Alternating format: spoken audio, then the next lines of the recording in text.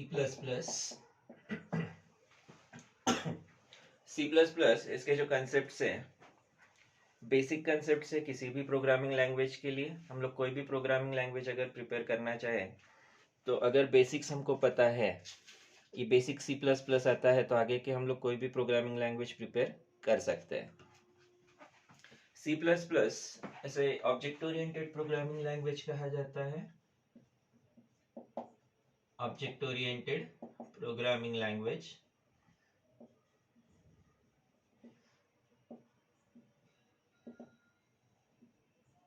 But object oriented क्या होता है ये तब तक हमको नहीं समझेगा जब तक ऑब्जेक्ट क्या है वो नहीं पता होगा। ऑब्जेक्ट क्या है वो पता करने के लिए हमको ऑब्जेक्ट पहले समझना पड़ेगा। लेकिन हमको जो ये सी प्लस प्लस का टॉपिक दिया है, सी प्लस प्लस का जितना टॉपिक्स है, जितने जो भी कंटेंट्स है, उन कंटेंट्स में सी प्लस प्लस 11th और 12th ऐसे दो पार्ट्स में दिए, दो पार्ट्स में डिवाइड किया हुआ है, जिसमें 11th के टॉपिक में बेसिक्स है और 12th का टॉपिक ऑब्जेक्ट ओरिएंटेड प्रोग्रामिंग है। बस ऑब्जेक्ट ओरिएंटेड प्रोग्रामिंग के लिए हमको पूरा पहले बेसिक्स आना चाहिए, तभी हम लोग ऑब्जेक्ट ओरिएंटेड प्रोग्रामिंग कर पाएंगे। This C++ was developed by, इसका बहुत इंट्रोडक्शन की जरूरत नहीं है, developed by Jan Stroustrup at AT&T Bell Labs USA। AT&T Bell Labs USA में इसे डिजाइन किया गया था, इन अर्ली 90s कहा गया है। और उसके बाद से काफी सारे प्रोग्रामिंग लैंग्वेजेस डेवलप की जा रही है। अभी आज की डेट में ये कहा जा सकता है कि C++ आउटडेट हो रहा है और नए प्रोग्रामिंग लैंग्वेजेस यूज किए जा रहे हैं, जिसमें पाइथन यूज किया जा रहा है। और काफी सारी कंपनीज बड़ी कंपनीज जिनका कंसेप्ट C++ पे था, वो C++ से स्विच करके नए सॉफ्टवेयर पे ट्रांसफर कर। इवन गूगल का जो सॉफ्टवेयर है, गूगल हो गया, माइक्रोसॉफ्ट हो गया, माइक्रोसॉफ्ट ने तो अपना सॉफ्टवेयर C++ से किसी और सिस्टम पे स्विच कर लिया है, लेकिन गूगल जो है वो अपना पूरा डेटाबेस उस पर स्विच नहीं कर पा रहे, क्योंकि गूगल के पास इतना सारा डेटा है कि नए प्रोग्रामिंग लैंग्वेज पे उसको स्विच करना है तो पूरा डेटाबेस ट्रांसफर करना पड़ेगा, और उतना पूरा डेटाबेस ट्रांसफर नहीं कर पा रहे, इसलिए अभी तक उन्होंने अपना जो बेस है उसको C++ ही रखा है, अभी चेंज नहीं हुआ है।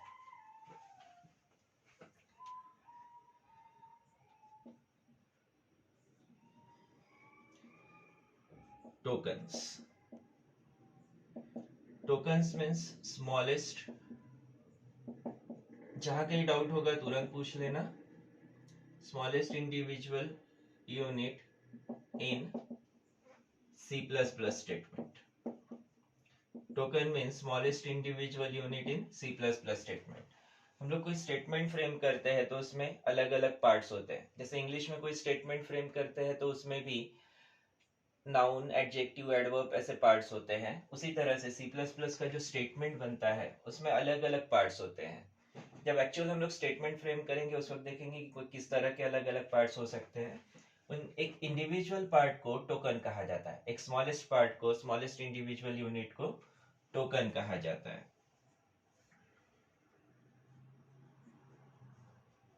Keywords, words used with their basic meaning, ऐसे वर्ड जो उसके बेसिक मीनिंग के साथ यूज किए जाते हैं उनको कीवर्ड्स कहा गया है। For example integer, INT, float, या फिर CHAR, या इफ, एल्स, फॉर, ऐसे नंबर ऑफ कीवर्ड्स यूज होते हैं। C++ हमको जो वर्जन दिया जा रहा है उसमें 48 कीवर्ड्स हैं। C++ हम लोग जो वर्जन पढ़ रहे हैं C++ का, that C++ version has 48 keywords and recent C++ 20 में टोटल 95 कीवर्ड्स है। C++ का जो रिसेंट वर्जन, नया वर्जन यूज किया जाता है C++20, उसमें 95 कीवर्ड्स है। इन कीवर्ड्स को कहीं लर्न करने की जरूरत नहीं है, जैसे जैसे हम लोग टॉपिक पढ़ते जाएंगे, प्रिपेयर करते जाएंगे, वैसे वैसे वैसे वैसे ही हम लोगों को प्रिपेयर होते जाएंगे। इसमें हम लोगों को पहले डेटा टाइप्स वाला लेना था, पर जगह कम है तो मैं पहले आइडेंटिफायर्स ले लेते हैं। आइडेंटिफायर्स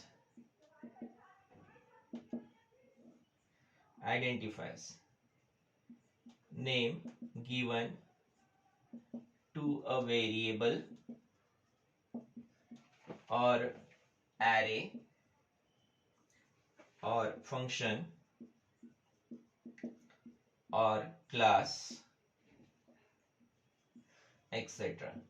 अगर कहीं हम लोग यूजर डिफाइंड नेम यूज करते हैं तो उसे टोकन कहा जाता है, आइडेंटिफायर कहा जाता है। यूजर डिफाइंड नेम यूज करते हैं, जैसे हमको कुछ नाम दिया हुआ है, हमको नाम दिया है हमको आइडेंटिफाई करने के लिए, उसी तरह से हम लोग अगर कहीं नाम दे रहे हैं आइडेंटिफाई करने के लिए तो उसे आइडेंटिफायर कहा जाएगा।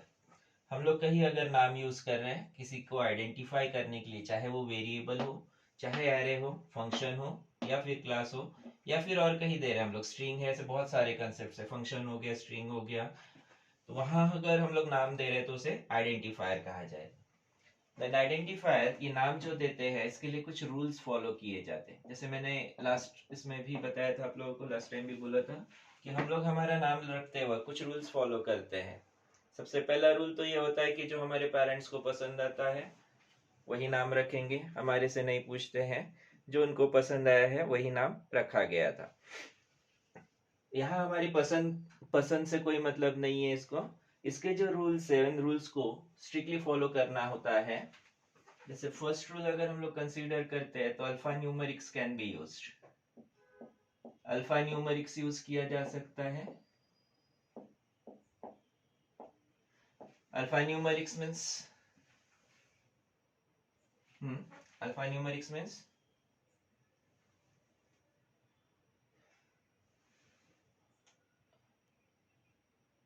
alphanumerics means combination of alphabets and numbers, alphabets और नंबर्स का कॉम्बिनेशन जिसे अल्फान्यूमेरिक्स कहा जाता है। लेकिन first character should be alphabet, first character should be alphabet, पहला कैरेक्टर अल्फाबेट ही होना चाहिए, दूसरा कुछ नहीं चलेगा, नंबर नहीं चलेगा, डिजिट नहीं चलेगा। For example we can make n1 n2 n3 as identifiers, but n1 n2 n3 तो बना सकते हैं, 1n 2n 3n these are invalid, identifiers। n1 n2 n3 valid identifiers है, तो 1n 2n 3n are invalid identifiers। दूसरा, no symbols except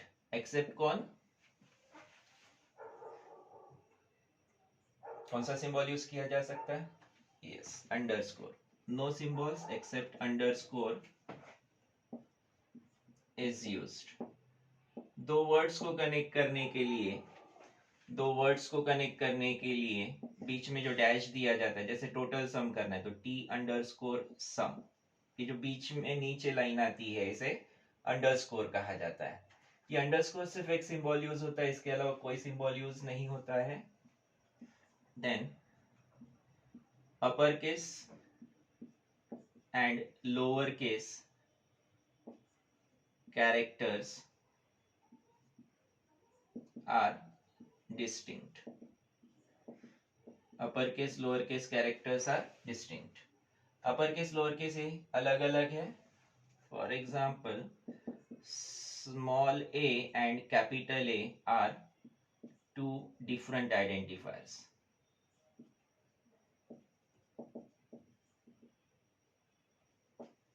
Small a and capital A are two different identifiers।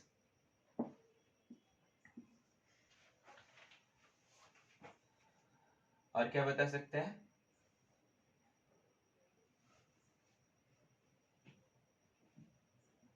No keywords are used as identifiers। Blank space भी नहीं चलेगा, symbol blank space में consider करते या अलग से पॉइंट लिखा तब भी चलेगा। और कोई पॉइंट मिस हो रहा है क्या?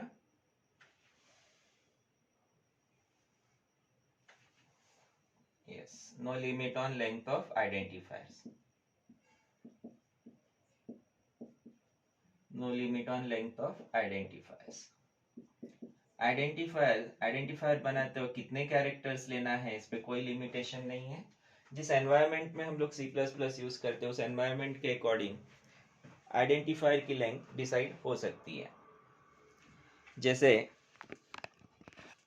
जैसे अगर हम लोग डॉस मोड में यूज करते हैं आइडेंटिफायर को, C++ डॉस मोड में यूज करते हैं, तो डॉस मोड में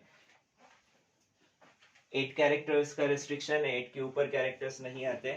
लेकिन वही अगर विंडोज एनवायरनमेंट में यूज करते हैं तो उसमें नंबर ऑफ कैरेक्टर्स का कोई रिस्ट्रिक्शन नहीं होता है। इसको चाहे तो स्क्रीनशॉट ले सकते हो, क्या क्या लिखना है वो ध्यान में रहेगा। हो गया?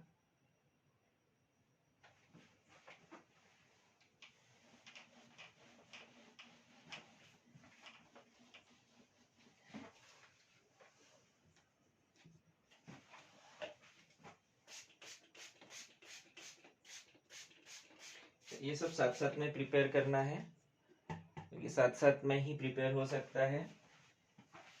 ये जितना भी पढ़ा रहा हूँ मैं उसके सभी पॉइंट्स कल पूछूंगा आप लोगों से। जैसे आइडेंटिफायर के रूल्स, आइडेंटिफायर क्या होता है, टोकन क्या होता है, ये जब तक बेसिक अच्छे से नहीं करोगे, बेसिक्स प्रॉपरली नहीं करोगे, तब तक आगे का पार्ट सीख के कोई फायदा नहीं होगा।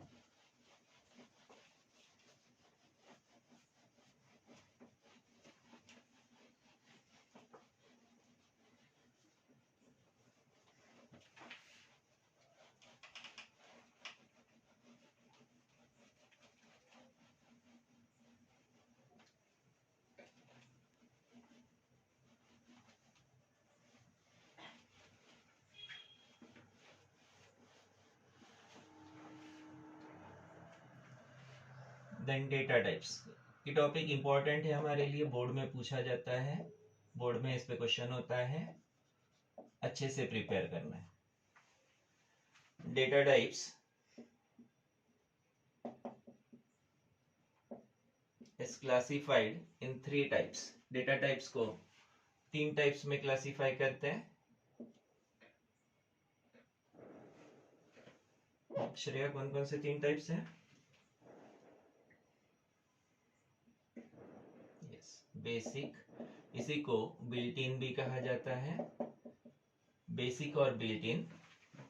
दूसरा derived data type and third one is user defined. ऐसे 3 डेटा टाइप्स में इसको क्लासिफाई किया गया है, 3 अलग अलग डेटा टाइप्स हैं। बेसिक जो डिफॉल्ट डेटा टाइप्स है, बेसिक डेटा टाइप्स, इनको यूज करके डिराइव्ड डेटा टाइप्स बनाए जा सकते हैं।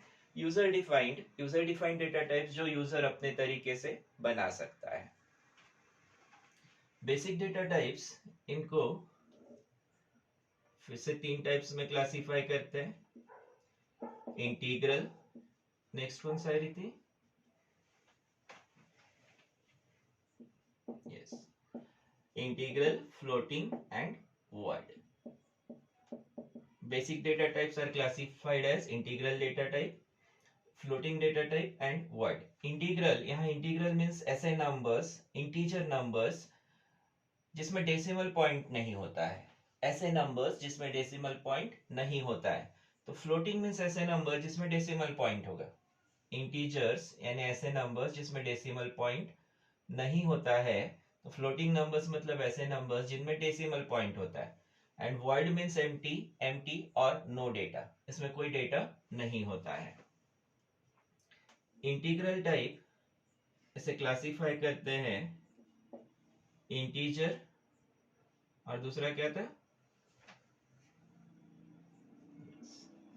Integer and character. Then integer को क्लासिफाई करते हैं short integer and long integer. Integer int is classified as short integer and long integer। तो फ्लोटिंग को क्लासिफाई करते हैं फ्लोट, डबल, लॉन्ग डबल।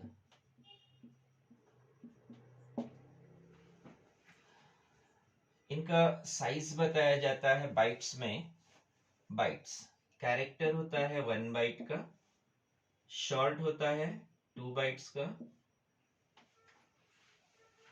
मेरे ख्याल से बाइट्स वाला आइडिया है सभी को। बिट और बाइट क्या होता है? बाइट यानी कितने बिट का नंबर होगा?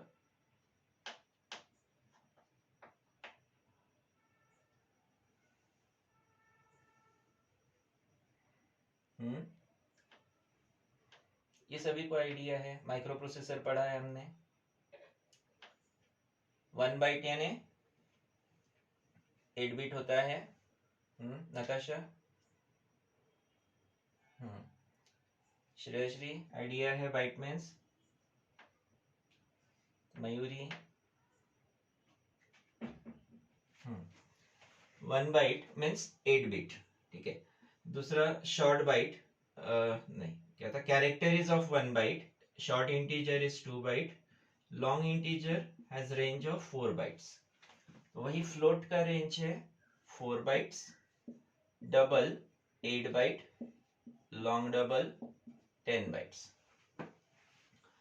वी 1 बाइट जो दिया है, 1 बाइट मीन्स 8 बिट्स होता है। 8 बिट्स ऐसे स्टार्ट करते हैं 0 0 0 0 0 0 0 0 2 1 1 1 1 1 1 1 1। ये नंबर होता है 0 से 1 बाइट है तो 255 तक। 0 to 255 टोटल 256 नंबर्स या कैरेक्टर्स रिप्रेजेंट किए जा सकते हैं। 256 लिखते हैं क्योंकि 1 बाइट हमने कैरेक्टर के लिए दिया है।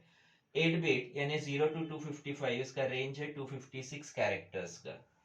तो वही अगर 2 बाइट का नंबर है तो ये होता है 8 + 8 16 बिट्स का, और इसका रेंज बनता है 0 to 65,535, टोटल 65,536 नंबर्स।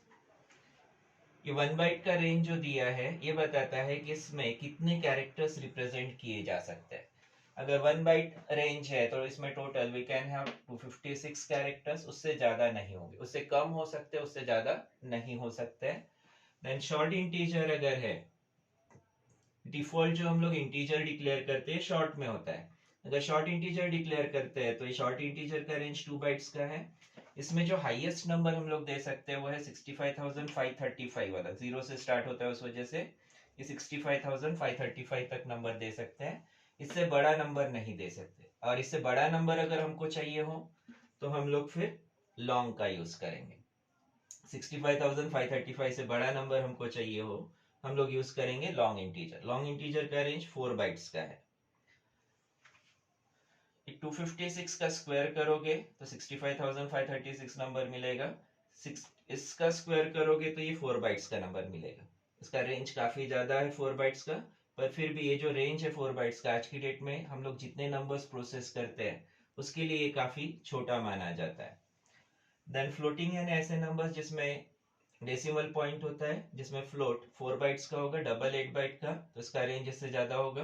पॉइंट में नंबर से, और लॉन्ग डबल का रेंज काफी ज्यादा होगा। कितना है उसमें हमको डिटेल में जाने की जरूरत नहीं है, बस इससे बड़ा नंबर आता है तो डबल लेंगे, उससे बड़ा नंबर है तो लॉन्ग डबल कंसीडर करेंगे। देन इसमें साइंड एंड अनसाइंड का कंसेप्ट है। Signed and unsigned numbers. This is applicable to character, short integer, long integer, float, double and long double. Signed, unsigned concepts are applicable to character, short, long, float, double, long double. इन सब में apply होता है। Unsigned numbers यानी positive numbers, जो मैंने यहाँ पे range लिखा 0 to 255, this is for unsigned number. 0 to 255 जो मैंने लिखा है ये अनसाइंड नंबर के लिए। वही अगर साइंड बोला तो साइंड अगर नंबर आते हैं तो 2 पार्ट्स में डिवाइड होंगे, आधे नंबर पॉजिटिव होंगे, आधे नंबर नेगेटिव होंगे। साइंड नंबर्स है तो ये रेंज 2 पार्ट्स में डिवाइड होगी। ये रेंज कैसे डिवाइड होगी? -128 to 0 to +127. This range is for signed character. अगर साइंड कैरेक्टर बोला है हम लोग ये कंसेप्ट वैसे यूज नहीं करने वाले, पर हमको आइडिया चाहिए कि साइंड होता क्या है, अनसाइंड क्या होता है। दो पार्ट्स में नंबर डिवाइड होंगे, आधे नंबर पॉजिटिव होंगे और आधे नंबर नेगेटिव होंगे। पॉजिटिव नंबर 0 से स्टार्ट होता है तो 127 तक, नेगेटिव नंबर -1 से स्टार्ट होता है इसलिए -128 तक। सेम उसी तरह से साइंड इंटीजर है, शॉर्ट इंटीजर, तो फिर से 65,536 दो पार्ट्स में डिवाइड होगा। Half part, half numbers negative होंगे, हाफ नंबर्स पॉजिटिव होंगे, और सेम बाकी के इसमें भी अप्लाई किया जाता है। void is empty, no data, जहां कहीं डेटा नहीं है वहां हम लोग void लिखते हैं। देन नेक्स्ट आएगा derived data type. Derived data type में तीन data types, arrays, functions and तीसरा कौन, pointers. Arrays, functions and pointers. Derived data type में एरेज है, फंक्शंस है, पॉइंटर्स है। ये बेसिक डेटा टाइप से बनते हैं और ये हमको डिटेल पढ़ना है एज टॉपिक्स। एरे का सेपरेट टॉपिक होगा, फंक्शन का सेपरेट टॉपिक, पॉइंटर का सेपरेट टॉपिक होगा। देन नेक्स्ट आएगा यूजर डिफाइंड डेटा टाइप, जिसमें पहला डेटा टाइप है क्लास, दूसरा स्ट्रक्ट, तीसरा union and fourth is enum. Class, structure, union, enum, ऐसे चार यूजर डिफाइंड डेटा टाइप्स है। इसमें से जहां पे क्लास शुरू होगा वहां पे ऑब्जेक्ट ओरिएंटेड प्रोग्रामिंग शुरू होगा, जहां से क्लास डेटा टाइप स्टार्ट होगा वहां पे ऑब्जेक्ट ओरिएंटेड प्रोग्रामिंग शुरू होगा। और उससे पहले हमको ये सब टॉपिक्स पढ़ना है, इतने पूरे टॉपिक्स पढ़ना है। क्लास वाला टॉपिक आने से पहले हमको पॉइंटर्स, उससे पहले फंक्शंस, उससे पहले एरेस पढ़ना है, और उससे पहले बेसिक डेटा टाइप के कंसेप्ट्स पढ़ना है। यूजर डिफाइंड डेटा टाइप में सिर्फ हमको क्लास दिया है ऑब्जेक्ट ओरिएंटेड प्रोग्रामिंग होने की वजह से। स्ट्रक्ट और यूनियन ये डेटा टाइप्स हमको नहीं दिए हैं, और इनम का जस्ट इंट्रोडक्शन है कि ये कैसे यूज किया जाता है, कैसे यूज किया जा सकता है, उतना ही पार्ट दिया है। और ऑब्जेक्ट ओरिएंटेड प्रोग्रामिंग पूरा क्लास बेस्ड है, पूरा क्लास बेस्ड है, तो क्लास देना ही पड़ेगा ऑब्जेक्ट ओरिएंटेड प्रोग्रामिंग के लिए। इवन C++ के बाद जो जावा प्रोग्रामिंग लैंग्वेज है वो भी ऑब्जेक्ट ओरिएंटेड प्रोग्रामिंग लैंग्वेज है। Python is also object oriented programming, उसमें भी क्लास यूज किया जाता है। ठीक है, इसका स्क्रीनशॉट ले लो।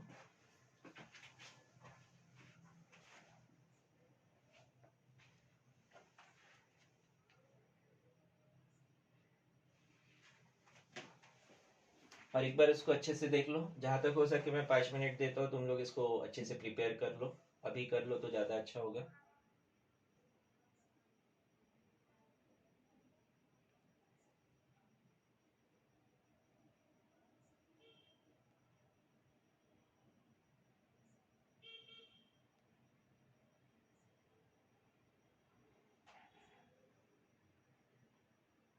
श्रेया हो गए प्रिपेयर?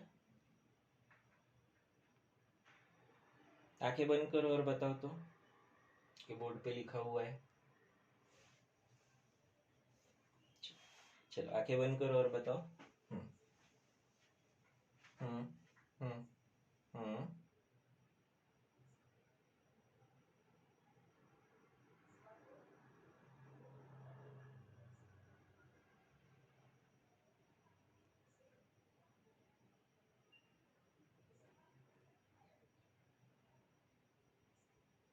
हम्म।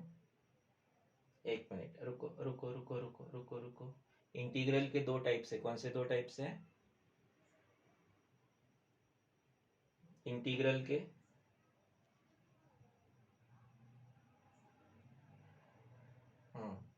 हमने क्लास बोला, ठीक है। उसके बाद फ्लोटिंग, हाँ उसके बाद फ्लोटिंग, फ्लोटिंग के टाइप्स छूट गए।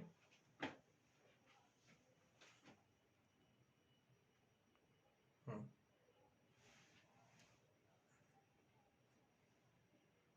हम्म हम्म।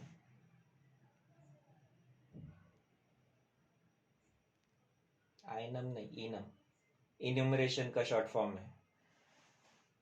Struct is short form of structure, union word वैसा ही है, और इनम यानी इन्यूमरेशन। हमने जो कीवर्ड्स पढ़े हैं इसमें अगर देखते हैं, इसको ध्यान से देखते हैं, तो इसमें नियर अबाउट 11 कीवर्ड्स कवर होते हैं, उससे ज़्यादा ही होंगे, साइंड अनसाइंड भी कंसीडर करते हैं तो। Integer is keyword int, char is keyword, short keyword है, लॉन्ग कीवर्ड है, then float is keyword, void keyword, double keyword. Long double ये दोनों का कॉम्बिनेशन है तो अलग से कीवर्ड नहीं होगा। Signed is keyword, unsigned keyword, then ये टॉपिक्स है पूरे, इधर ये चारों कीवर्ड्स है, class, struct, union and enum. जो 48 कीवर्ड्स है उसमें से काफी सारे कीवर्ड्स, नियर अबाउट 11, 12, 13 कीवर्ड्स हो जाते हैं डेटा टाइप्स में ही।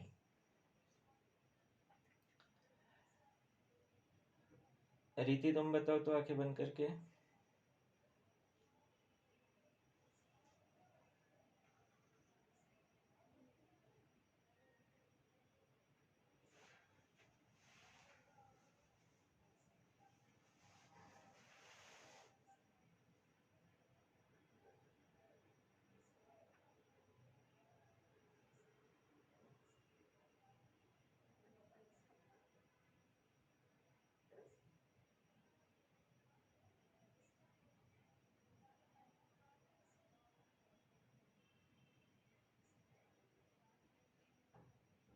बाइट का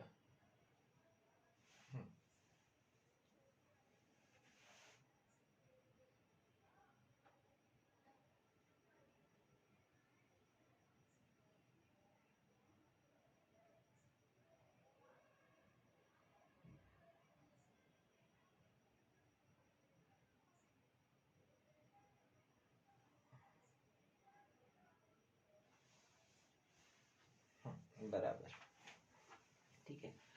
बाकी लोगों से भी मैं एक्सपेक्ट करता हूँ कि कल तक ऐसे प्रिपेयर हो जाएंगे। ये ले लिया था ना स्क्रीनशॉट इसका?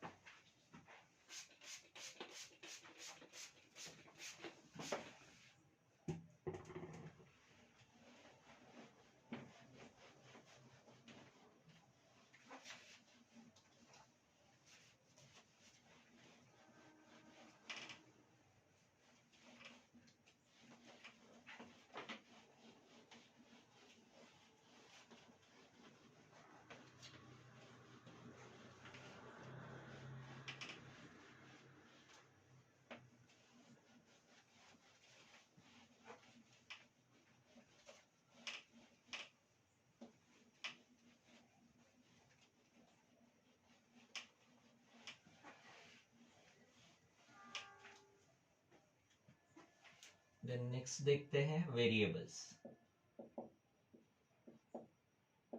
वेरिएबल, किसी भी प्रोग्रामिंग लैंग्वेज में वेरिएबल रिप्रेजेंट्स अ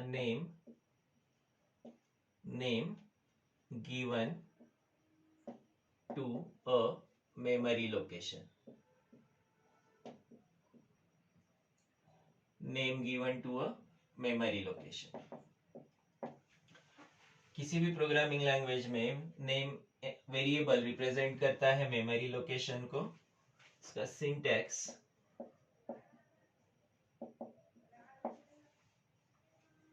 सिंटैक्स डेटा टाइप, जितने data types, basic data types अभी हमने पढ़े हैं वो सभी डेटा टाइप्स यहाँ यूज होते हैं। वेरिएबल नेम इज आइडेंटिफायर, इस पे पूरे आइडेंटिफायर के रूल्स अप्लाई होंगे, जो भी आइडेंटिफायर के रूल्स है वो रूल्स इस पे अप्लाई होते हैं। एक वेरिएबल डिक्लेयर करने के लिए, ऐसे मल्टीपल वेरिएबल्स अगर डिक्लेयर करने हैं तो data type variable 1, variable 2, variable 3 से नंबर ऑफ वेरिएबल्स डिक्लेयर किए जा सकते हैं। For example integer n number हो गया, दूसरा float a, b, c। Multiple variables declare करना है तो दो वेरिएबल के बीच में कॉमा आएगा और स्टेटमेंट के आखिरी में सेमीकोलन आएगा। अब इस स्टेटमेंट को देखो, नंबर ऑफ पार्ट से बना है, अलग अलग पार्ट से बना है। जैसे INT इज डेटा टाइप, एक पार्ट यानी टोकन हो गया, INT is token. N variable हो गया, ये दूसरा डेटा टाइप वेरिएबल या आइडेंटिफायर कहा जा सकता है, दूसरा पार्ट हो गया। तीसरा पार्ट सेमी कोलन, ठीक है। वैसे यहाँ पे float is data type, a is identifier, b is identifier, c is identifier, और इन दोनों को सेपरेट करने के लिए कॉमा यानी ऑपरेटर है।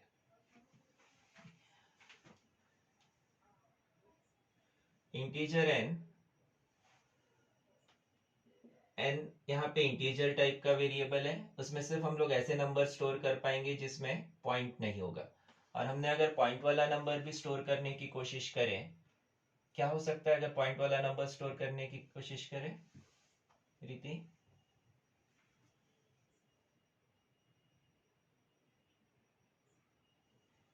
इंटीजर एन, एन वेरिएबल है जिसका टाइप इंटीजर है, अगर मैंने इसमें पॉइंट वाला नंबर स्टोर करने की कोशिश किया तो क्या होगा?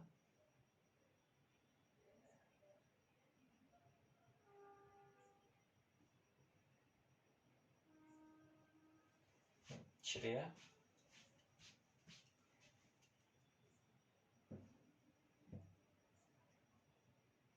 मयूरी, गेस कर सकते हैं?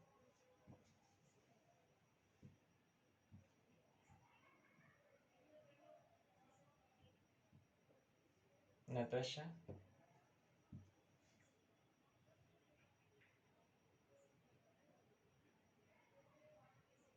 ये डेटा स्ट्रक्चर में भी डिस्कस किए थे हमने ऐसे, है ना, बबल सॉर्ट में खासकर उसमें गड़बड़ किए थे ना तुम लोगों ने कुछ तो। इंटीजर बताया था, फिर मिड वाले को integer mid n1 plus n2 कुछ था वो, बिगनिंग प्लस n बाय 2। अगर इंटीजर है तो अगर मैं पॉइंट वाला नंबर भी देता हूँ n इक्वल टू 2.3 ऐसा कुछ नंबर देता हूँ, ये पॉइंट वाले पार्ट को हटा के सिर्फ 2 स्टोर करेगा, ठीक है। बराबर है ना श्रेष्ठ, हमने वहां पे डिस्कस किए थे ना integer beginning plus n by 2 में। श्रेयश्री जगह पे है ना?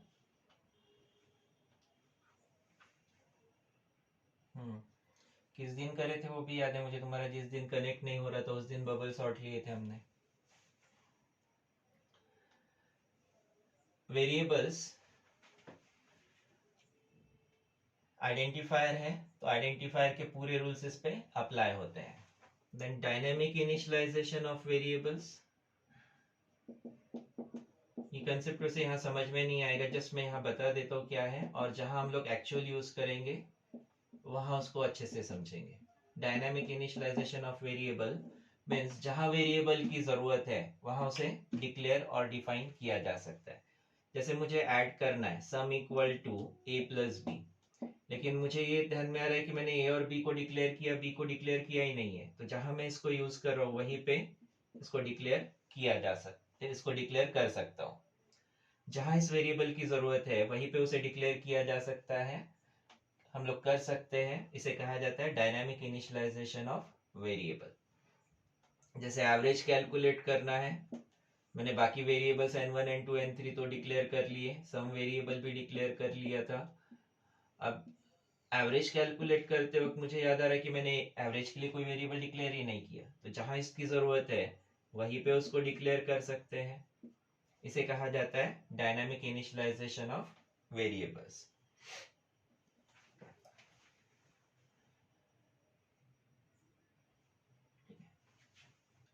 सी प्लस प्लस के हर स्टेटमेंट को हम लोग आखिरी में सेमीकोलन देते हैं। Variables, then constants, constants and ऐसे values that remains fixed, values ये मैथमेटिकल टर्म से रिलेट करता है लेकिन ये मैथमेटिकल टर्म से रिलेट नहीं करता है। वैल्यूज दैट रिमेन्स फिक्स्ड, ऐसे वैल्यूज जो फिक्स होते हैं उन्हें कांस्टेंट्स कहा जाता है। कांस्टेंट्स को 3 टाइप्स में क्लासिफाई करते हैं। इंटीजर कांस्टेंट्स, ऐसे कांस्टेंट्स जिनमें पॉइंट नहीं होगा, कांस्टेंट्स विदाउट डेसिमल पॉइंट, ऐसे कांस्टेंट्स जिनमें डेसिमल पॉइंट नहीं होता है उनको इंटीजर कांस्टेंट कहा जाता है। For example 25, 463, 9825, these are integer constants. तो इसमें अगर इनवैलिड इंटीजर कांस्टेंट्स देखेंगे 25.63 इनवैलिड है। क्यों इनवैलिड है? पॉइंट आ गया इसमें। देन 29A इनवैलिड है। क्यों इनवैलिड है? यस, कैरेक्टर या अल्फाबेट आ गया। इंटीजर कांस्टेंट में सिर्फ डिजिट होने चाहिए। देन रियल कांस्टेंट्स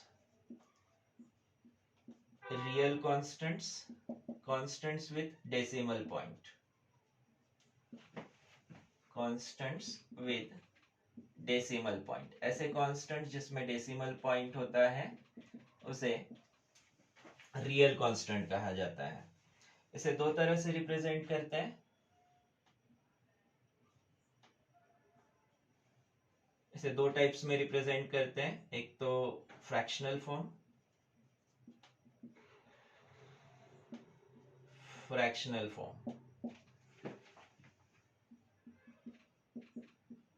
32.64 या 934.236 या फिर 0.0093, ऐसा कोई नंबर जिसमें डेसिमल पॉइंट आता है और छोटे नंबर्स है। छोटे नंबर्स में पॉइंट के पहले 3-4 डिजिट, पॉइंट के बाद में 4-5 डिजिट ऐसे रिप्रेजेंट किए जा सकते हैं using fractional form.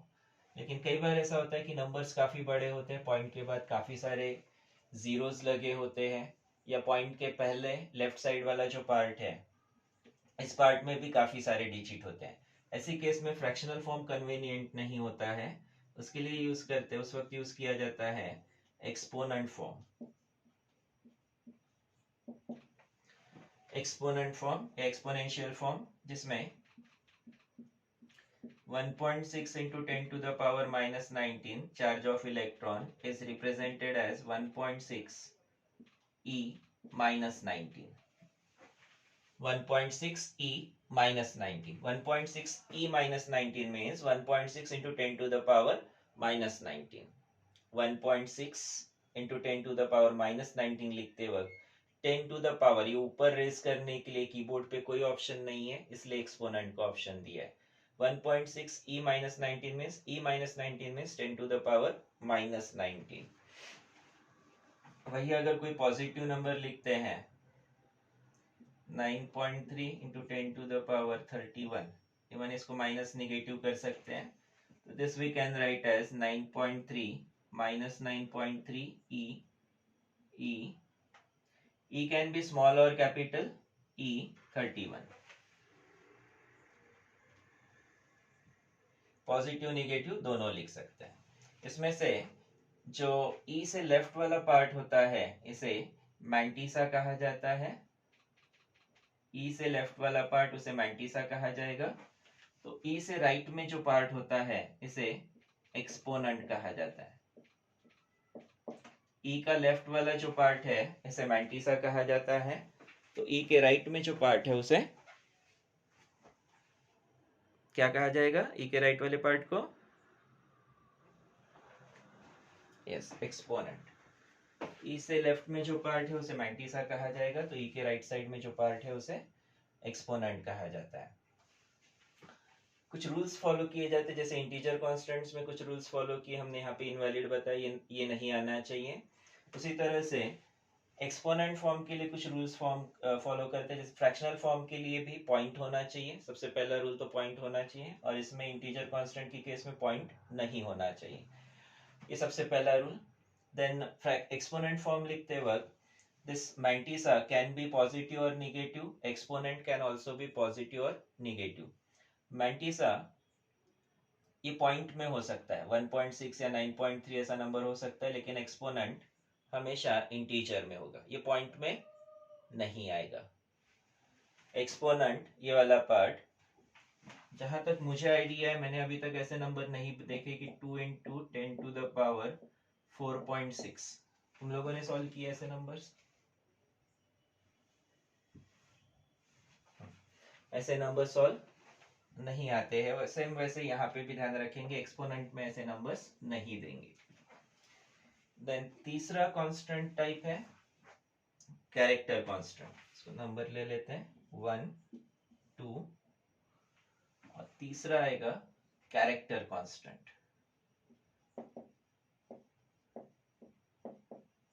Character constant single character in single quotes.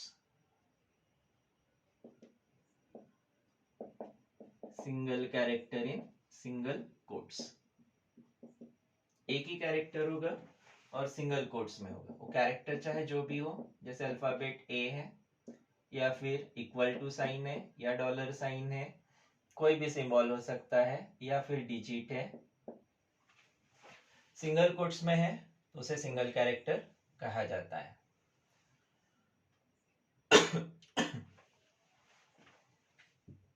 कोई डाउट यहां तक?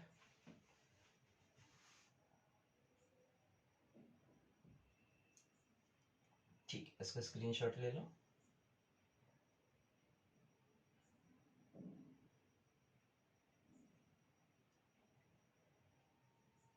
हो गया?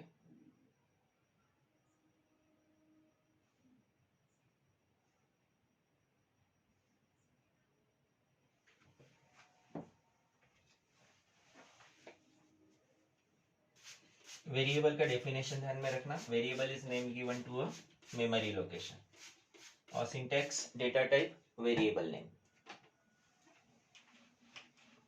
जल्दी से इसका डेफिनेशन लर्न कर लो, डेफिनेशन और syntax.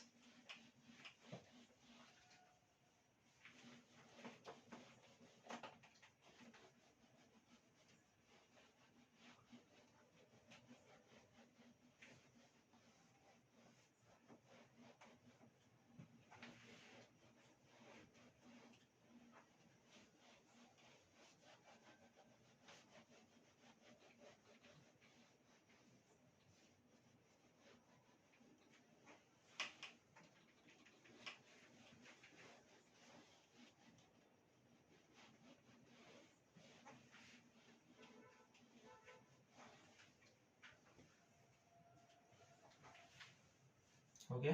Variable is name given to a memory location. Syntax में data type variable name. Syntax में आएगा data type variable name.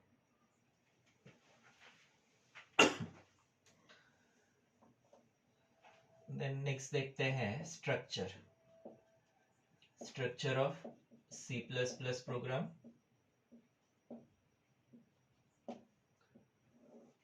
Structure of C plus plus program. C plus plus program को 4 parts में divide करते हैं।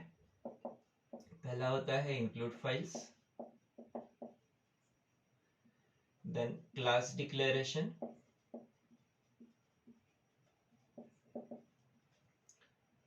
Class definition, class definition जिसे member function definition भी कहा जाता है,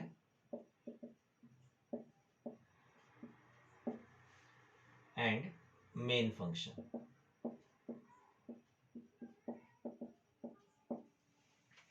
include files, class declaration, class definition जिसे मेंबर फंक्शन डेफिनेशन कहा जाता है, मेन फंक्शन। हम लोगों ने जो डेटा टाइप्स में अभी देखा था, ये क्लास वाला जो डेटा टाइप है यूजर डिफाइंड में आता है। Class data type user defined data types में आता है, और उससे पहले हमको बाकी के टॉपिक्स पढ़ना है। तो जब तक यूजर डिफाइंड डेटा टाइप नहीं आएगा तब तक क्लास डिक्लेरेशन, क्लास डेफिनेशन, ये 2 पार्ट्स नहीं आएंगे। इसमें 2 ही पार्ट्स आएंगे, एक तो इंक्लूड फाइल और दूसरा मेन फंक्शन। हम लोग जो अभी प्रोग्राम्स बनाएंगे, अभी शुरुआत में जो प्रोग्रामिंग करेंगे उसमें 2 ही पार्ट्स होंगे, एक तो इंक्लूड फाइल्स और दूसरा मेन फंक्शन। और जहां जिस वक्त object oriented programming user defined function से स्टार्ट करेंगे, तब हम लोग पहले क्लास पढ़ेंगे, क्लास डिक्लेरेशन, क्लास डेफिनेशन, और फिर उसे प्रोग्राम में भी इंक्लूड करेंगे। Double slash is comment statement. Double slash, ये कमेंट स्टेटमेंट होता है। सिंगल लाइन कमेंट के लिए यूज किया जाता है single line comment. Single line comment means ये अज्यूम्ड है कि अगर मैंने डबल स्लैश दिया है तो ये कमेंट स्टेटमेंट इस लाइन में एंड होना चाहिए। इस लाइन में एंड नहीं हो रहा है, दूसरे लाइन में भी जा रहा है, तो दूसरे लाइन में फिर से मुझे डबल स्लैश देना पड़ेगा। The statement is non executable statement. Double slash अगर आता है तो कंपाइलर उसे इग्नोर करता है, नॉन एग्जीक्यूटेबल स्टेटमेंट। कंपाइलर जो भी डबल स्लैश के साथ स्टेटमेंट आता है उसे इग्नोर करता है। सिंगल लाइन कमेंट के लिए यूज करता है। वही मल्टी लाइन कमेंट, अगर हमको शुरुआत से पता है कि कमेंट मेरा एक लाइन में खत्म नहीं होने वाला है, हर एक से ज्यादा लाइंस लगने वाली है, ऐसी केस में यूज करेंगे स्लैश स्टार का मल्टी लाइन कमेंट के लिए। और जहां भी कमेंट, जिस किसी लाइन में भी कमेंट एंड होता है वहां पे स्टार पहले और फिर स्लैश देना है। डबल स्लैश देते हैं तो हमको एंड करने की जरूरत नहीं है, अज्यूम्ड है कि ये स्टेटमेंट एक लाइन में एंड होने वाला है। लेकिन अगर मल्टीपल लाइंस में कमेंट देना है तो स्टार्ट करने के बाद उसको एंड करना जरूरी होता है, रिक्वायर्ड होता है। कहाँ एंड किया है वो आइडेंटिफाई होना जरूरी होता है।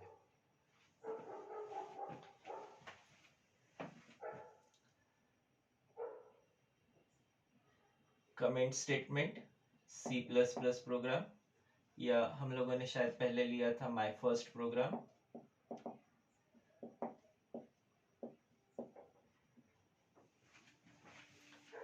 हम लोग अब यहाँ पे प्रोग्राम बनाना सीखेंगे।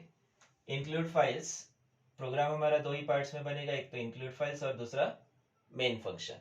पहला पार्ट होगा इंक्लूड फाइल्स वाला और दूसरा होगा मेन फंक्शन वाला पार्ट। इंक्लूड फाइल्स के लिए हैश सिंबल का यूज करेंगे। कीवर्ड इंक्लूड, कीवर्ड बोला मैंने, और जितने भी कीवर्ड्स होंगे वो सभी लोअर केस में होंगे। लोअर केस सभी कैरेक्टर्स स्मॉल होंगे। इंक्लूड के पूरे वर्ड्स, पूरे जितने कैरेक्टर्स है स्मॉल लोअर केस में होंगे। ये होगा एंगल ब्रैकेट में iostream.h। क्यों लिया जाता है उसको भी आगे हम लोग डिटेल में डिस्कस करेंगे। देन ये पहला पार्ट इंक्लूड फाइल्स के लिए हैश इंक्लूड ऐसा स्टेटमेंट यूज करेंगे। और दूसरा पार्ट मेन फंक्शन, इसे स्टार्ट करेंगे void main से। void और main दोनों कीवर्ड्स है, दोनों लोअर केस में। Opening brace, closing brace, opening और क्लोजिंग ब्रेस के बीच में स्टेटमेंट्स होंगे। C++ में एंड के लिए ऐसा कोई स्टेटमेंट नहीं है, इवन स्टार्ट के लिए भी स्टेटमेंट नहीं है। जहां पे ओपनिंग ब्रेस है वहां से एक्चुअली स्टेटमेंट स्टार्ट होते हैं, और जहां क्लोजिंग ब्रेस आएगा वहां पे प्रोग्राम या स्टेटमेंट्स एंड होंगे। ग्रुप ऑफ स्टेटमेंट्स है तो जहां क्लोजिंग ब्रेस है वो ग्रुप एंड होगा, और पूरा प्रोग्राम के आखिरी में क्लोजिंग ब्रेस देते हैं तो प्रोग्राम यहाँ पे एंड होगा। एंड या स्टॉप ऐसा अलग से स्टेटमेंट नहीं है, जहां क्लोजिंग ब्रेस आएगा वहां पे एंड हो जाएगा। आउटपुट के लिए यूज किया जाता है C out statement. C in is input statement. अगर मुझे यूजर से इनपुट कलेक्ट करना है तो इनपुट के लिए सी इन स्टेटमेंट का यूज किया जाता है। तो वैसे ही आउटपुट देना है तो सी आउट स्टेटमेंट की जरूरत होगी, सी इन सी आउट। और ये दोनों स्टेटमेंट्स जिस फाइल में डिफाइंड है उस फाइल को कहा जाता है iostream.h फाइल। ये दोनों फाइल, दोनों स्टेटमेंट्स काम करते हैं इस iostream.h फाइल की वजह से। .h represents header file, .h represents header file. Header file library file होती है, और इस फाइल में कुछ स्टेटमेंट्स, कुछ फंक्शंस डिफाइन किए होते हैं। जैसे इस iostream.h फाइल में इनपुट आउटपुट के लिए स्टेटमेंट्स डिफाइंड है कि इनपुट डिवाइस से कैसे कलेक्ट करना है और कलेक्ट करके उसका आगे क्या करना है। वैसे ही आउटपुट में सी आउट स्टेटमेंट उसको आउटपुट स्ट्रीम पे कैसे लेके जाएगा वो iostream डिसाइड करता है। सी आउट, इसके बाद ये दो बार लेस देन साइन, ये ऑपरेटर है। ऑपरेटर्स को भी हम लोग डिटेल में डिस्कस करेंगे। डबल कोट्स में लिखते हैं माय फर्स्ट प्रोग्राम। और जितने भी स्टेटमेंट्स होंगे, अभी के लिए आज के लिए हम लोग जो कंसेप्ट देख रहे हैं बेसिक कंसेप्ट, इस कंसेप्ट के अकॉर्डिंग ओपनिंग ब्रेस और क्लोजिंग ब्रेस के बीच में जितने भी स्टेटमेंट्स होंगे, हर स्टेटमेंट के एंड में सेमीकोलन होगा। सेमीकोलन नहीं दोगे स्टेटमेंट मिसिंग ऐसे एरर आता है, और यहां अगर सेमीकोलन भूल गए तो इसके पहले वाले स्टेटमेंट पे एरर आता है। इसको सिस्टम पे रन करते हैं, कंपाइल करते हैं। कंपाइल मीन्स कंपाइलर ऐसा सॉफ्टवेयर जो प्रोग्राम को हमारी लैंग्वेज से मशीन लैंग्वेज में कन्वर्ट करेगा। हमारी लैंग्वेज से मशीन लैंग्वेज मतलब बाइनरी फॉर्म में कन्वर्ट करेगा। टू कंपाइल, प्रोग्राम को कंपाइल करने के लिए ALT प्लस F9 बटन का प्रेस यूज करते हैं। ALT और F9 ऐसे दो बटन्स का यूज करते हैं। और प्रोग्राम को रन करने के लिए कंट्रोल और F9 बटन्स का यूज करते हैं। ठीक है, कीबोर्ड पे हम लोग, मैं अज्यूम करके चल रहा हूँ कि हम लोग लैपटॉप या डेस्कटॉप यूज कर रहे हैं, उस वक्त कंपाइल करते वक्त ALT F9 बटन यूज करेंगे। अगर हमारा प्रोग्राम सही है, जैसे इस केस में अभी हमारा प्रोग्राम सही है, तो ये सक्सेस मैसेज जनरेट करेगा। और इसको रन करते हैं तो ये आउटपुट डिस्प्ले नहीं करेगा। आउटपुट डिस्प्ले इसलिए नहीं करेगा क्योंकि हमने इसको ऐसा कोई स्टेटमेंट नहीं दिया है जो ये बताएगा कि इसको आउटपुट स्क्रीन डिस्प्ले करवाना है। आउटपुट स्क्रीन डिस्प्ले करने के लिए इस प्रोग्राम में देना पड़ेगा getch function. getch function to display output screen, to display output screen. Output screen को डिस्प्ले करने के लिए getch फंक्शन का यूज करते हैं। और जैसे ही getch फंक्शन आएगा, आप कंपाइल करेंगे तो एरर जनरेट करेगा, क्योंकि getch ये ऑलरेडी अवेलेबल फंक्शन है। ये फंक्शन जिस फाइल में है उस फाइल को भी मुझे प्रोग्राम में इंक्लूड करना पड़ेगा, और वो फाइल होती है conio.h #include conio.h. This conio.h file is used for CLR SCR function and getch function. conio.h जैसे iostream.h फाइल CNC आउट के लिए यूज की जाती है, सेम उसी तरह से CLR SCR और getch फंक्शन उसके लिए conio.h फाइल यूज होती है। अब ये प्रोग्राम हम लोग रन करेंगे तो दो बार ही आउटपुट आएगा। पहले बार हमने जो रन किया था उसमें आउटपुट स्क्रीन का स्टेटमेंट नहीं था, प्रोग्राम रन तो हो गया था लेकिन आउटपुट डिस्प्ले नहीं हुआ था। अब दूसरी बार जब ये रन होगा तो ये दूसरी बार इसका आउटपुट आएगा। इसके अलावा अगर प्रीवियस कोई आउटपुट स्क्रीन पे है तो वो भी डिस्प्ले होगा। मुझे प्रीवियस कुछ भी नहीं चाहिए, सिर्फ करंट आउटपुट चाहिए, तो स्क्रीन को क्लियर करेंगे using CLR SCR। CLR SCR इस स्टेटमेंट से स्क्रीन क्लियर होगा, to clear screen. Screen clear होगा मीन्स सिर्फ स्क्रीन के कंटेंट्स इरेज होंगे, मेमोरी से कुछ भी डिलीट नहीं होगा। जैसे अगर ये टॉपिक अब अपना हो गया, अब मुझे नया कुछ टॉपिक लिखना है बोर्ड पे, तो ये इसको इरेज करूंगा, मैं इसको मिटा दूंगा। लेकिन इसको मिटाने से तुम लोगों के दिमाग में जो स्टोर किया है मैंने, या फिर तुम लोगों ने जो कॉपी में लिखा है, वो भी इरेज हो जाएगा क्या?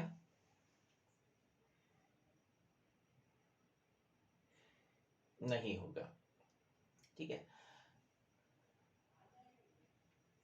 ले लो इसका स्क्रीनशॉट। कोई डाउट इसमें?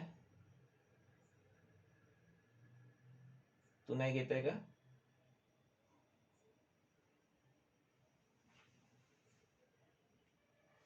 अच्छा,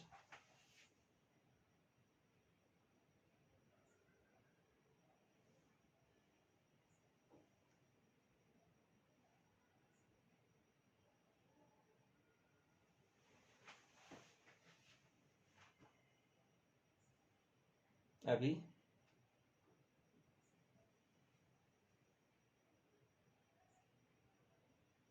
अभी ठीक है क्या? नहीं, मेरा ये बंद हो गया। हाँ, अभी ठीक है क्या?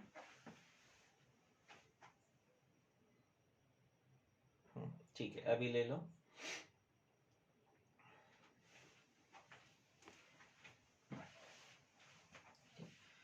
और जितना हम लोग प्रोग्रामिंग अभी करेंगे, प्रोग्रामिंग हम लोग पूरा अभी साथ साथ में करेंगे।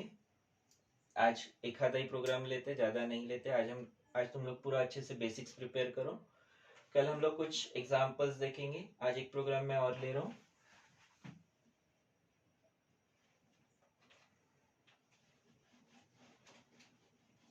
इसका हर स्टेटमेंट, प्रोग्राम में हर स्टेटमेंट क्यों यूज होता है, क्या रोल है, उसका मीनिंग हमको पता होना चाहिए कि हमने ये स्टेटमेंट क्यों दिया है। जैसे सबसे पहला डबल स्लैश वाला स्टेटमेंट कमेंट स्टेटमेंट होता है। उसमें हम लोग इंफॉर्मेशन देते हैं प्रोग्राम के बारे में, प्रोग्राम का पर्पस बताते हैं। कमेंट स्टेटमेंट, इसमें प्रोग्राम का पर्पस बताया जा सकता है किसी स्टेटमेंट के सामने। जैसे मैंने CLR SCR के सामने डबल स्लैश देके लिखा था टू क्लियर स्क्रीन, किसी स्टेटमेंट को एक्सप्लेन करने के लिए यूज किया जा सकता है। शुरुआत में देते हैं तो प्रोग्राम का पर्पस होता है, या फिर अगर यूजर को अपनी इंफॉर्मेशन देना है, प्रोग्रामर जो है उसको अपनी इंफॉर्मेशन देना है, तो वो भी कमेंट स्टेटमेंट में दे सकता है।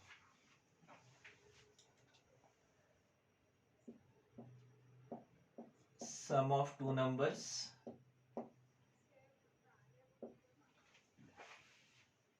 Sum of two numbers. Program हम लोग इसी स्ट्रक्चर पे बनाएंगे, स्ट्रक्चर ऑफ C+ प्रोग्राम। इसमें अभी तक हम लोग दो ही पार्ट यूज करें, एक तो इंक्लूड फाइल वाला पार्ट और दूसरा मेन फंक्शन। दो ही पार्ट्स का यूज करेंगे, इंक्लूड फाइल और मेन फंक्शन।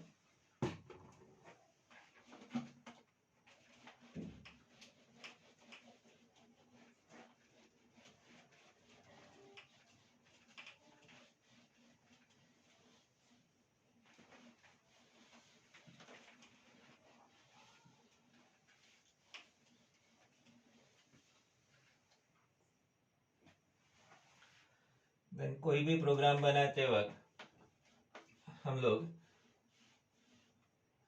4 स्टेप्स को फॉलो करेंगे। Steps to follow while designing a program. पहला, वेरिएबल डिक्लेरेशन।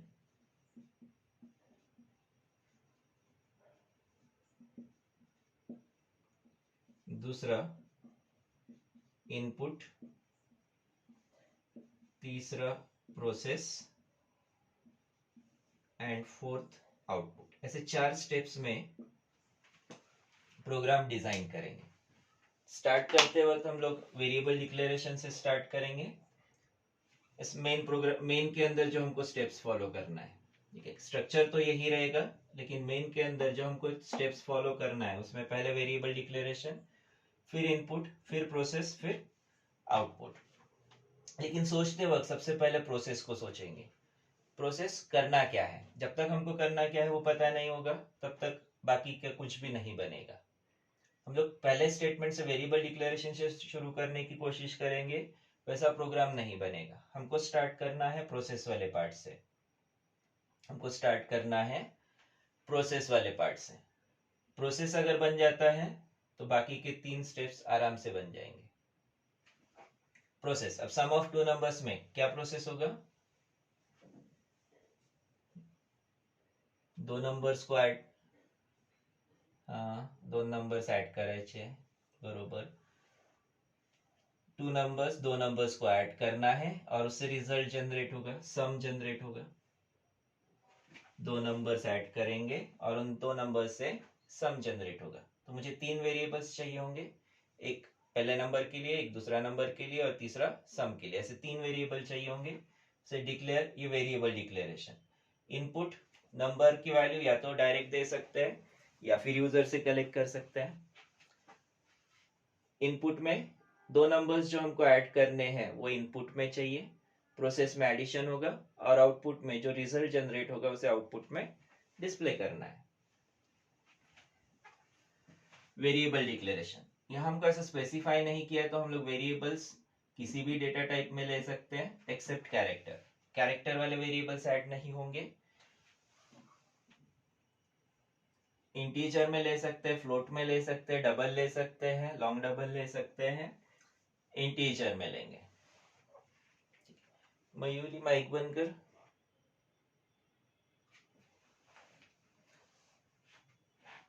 इंटीजर वेरिएबल यानी आइडेंटिफायर, ABC ऐसे वेरिएबल्स ले सकते हैं। n1 n2 सम वेरिएबल ले सकते हैं, l m n ले सकते हैं। वेरिएबल अपने अकॉर्डिंग डिक्लेयर किए जा सकते हैं, और हम लोग ऐसे छोटे छोटे ही प्रोग्राम बना रहे तो वेरिएबल कोई भी हो चल जाएगा। लेकिन जब बड़े प्रोग्राम्स बनाते हैं तो कंसेप्ट है इसमें, किसी भी प्रोग्रामिंग में कंसेप्ट होता है कि variable should be self defining. ये रूल नहीं है पर ऐसा डिक्लेरेशन है जो अज्यूम्ड है कि variable should be self defining. Self defining means variable किस पर्पज से यूज किया जा रहा है वो वेरिएबल के नाम से पता चले। वेरिएबल किस पर्पज से यूज किया जा रहा है वो वेरिएबल के नाम से पता चले। अभी सम ऑफ टू नंबर्स है तो एबीसी ले सकते हैं, n1 n2 सम ऐसा लेते हैं तो ये ज्यादा स्पेसिफिक होगा। n1 n2 दो नंबर्स हो गए और सम यानी रिजल्टेंट वेरिएबल होगा। स्क्रीन क्लियर करने के लिए हम लोग यूज करेंगे CLR SCR। दो नंबर्स डायरेक्ट अगर लेते हैं a equal to 2 b equal to 3, पहला स्टेप हो गया वेरिएबल डिक्लेरेशन, दूसरा स्टेप इनपुट a और b की वैल्यूज हो गई, तीसरा स्टेप है प्रोसेस। प्रोसेस में c equal to a plus b ऐसा स्टेटमेंट बनेगा। ध्यान रखेंगे इसमें स्टेटमेंट वेरिएबल इक्वल टू हमेशा वेरिएबल इक्वल टू एक्सप्रेशन ऐसा ही स्टेटमेंट बनेगा। Expression equal to variable a plus B equal to सी ऐसा स्टेटमेंट नहीं बनेगा। मैथमेटिकली करेक्ट है, प्रोग्रामिंग की लैंग्वेज में गलत है।